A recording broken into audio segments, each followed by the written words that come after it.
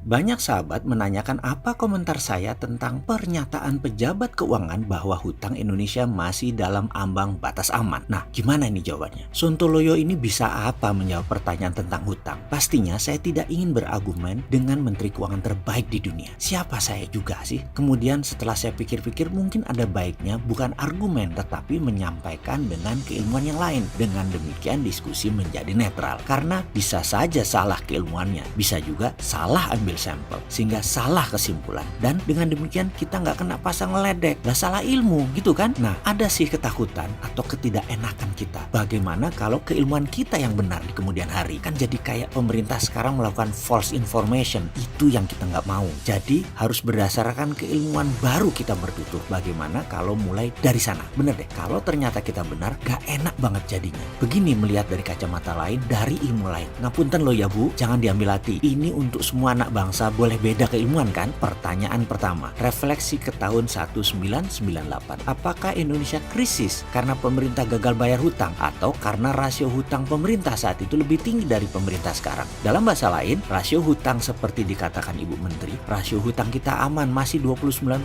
dari PDB, di mana batasnya 60% sebagai batas bahaya atau krisis. Kembali dipahami pertanyaan pertama. Di Indonesia di tahun 98, krisis karena rasio hutangnya tinggi atau karena gagal bayar hutang. Fakta adalah di tahun 1998 rasio hutang kita di batas aman, dalam kurung baca seperti sekarang. Tetapi dalam sekejap rupiah melemah jadi 15.000 dan Indonesia gagal bayar, menjadi negara paria, menjadi negara lumpuh. Jadi kembali ke pertanyaan rasio aman. Kita aman secara buku, namun rentan secara kemampuan bayar kalau rupiah mendadak jadi 17.000 atau bahkan jadi 20.000. Kita Indonesia langsung lumpuh. Setuju dengan keilmuan sederhana ini atau masih percaya rasio aman, artinya aman 100%?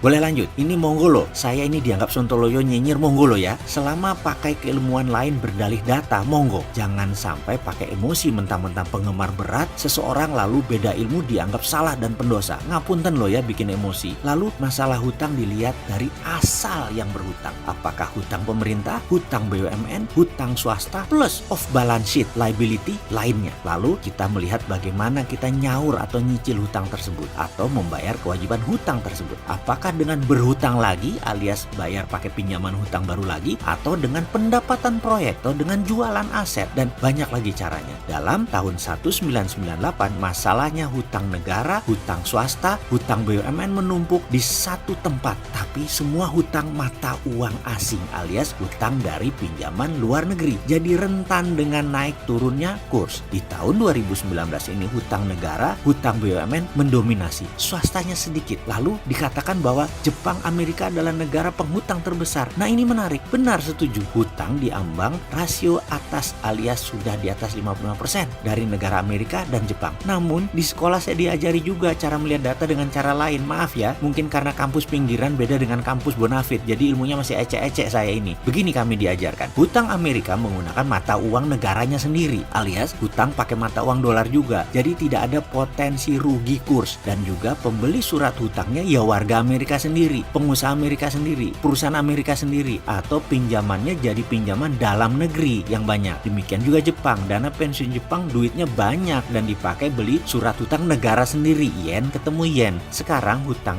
Indonesia 100% hutangnya foreign direct investment, hutangnya pakai currency asing, masuk ke proyek BUMN dan proyek negara. Jadi kok saya nggak enak untuk mempertanyakan hutang kita aman, yang bener aman tuh yang mana? Yang aman di rasio buku, di fakta lapangan beda. Ngapunten loh ya, ilmu saya kampungan, maaf kalau saya salah ilmunya, saya mohon diajari lagi. Pengen banget berguru dengan yang terbaik, saya fans berat beliau loh. Dan untuk sahabat, ilmu ini jangan dipercaya penuh loh. Keilmuan saya ini ceper banget dan masih diragukan, tapi saya yakin common sense manusia tidak memerlukan sekolah tinggi. Bener nggak gitu? Sudah dulu, semoga menjawab pertanyaan sahabat.